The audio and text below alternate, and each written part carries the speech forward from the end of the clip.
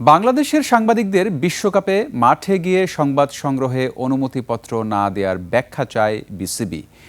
CCDM টি-20 লিগের উদ্বোধন শেষে গণমাধ্যমকে একথা বলেন পরিচালক আমজাদ হোসেন। টি-20 বিশ্বকাপের জন্য দল ঘোষণা করেছিল বাংলাদেশ। নির্ধারিত সময়ে বিশ্বকাপের সংবাদ পরিবেশনের জন্য আইসিসির কাছে অ্যাক্রিডিটেশন চেয়ে আবেদন করেছিলেন বাংলাদেশের সাংবাদিকরা। তবে নিরাপত্তার ঝুঁকির কারণে ভারতে গিয়ে বাংলাদেশ দলকে বিশ্বকাপে অংশ নেওয়ার অনুমতি দেয়নি সরকার। এরই মধ্যে বাংলাদেশের কোনো সাংবাদিককে অ্যাক্রিডিটেশন দেয়নি আইসিসি। এর আগে বিশ্বকাপে বাংলাদেশ দল না থাকলেও মাঠে গিয়ে খেলা কভার করেছিল সাংবাদিকরা। আইসিসির এমন সিদ্ধান্তে বিস্ময় প্রকাশ করেছে বাংলাদেশ ক্রিকেট বোর্ড এবং সংস্থাটির কাছে আনুষ্ঠানিকভাবে ব্যাখ্যা চাওয়া হয়েছে।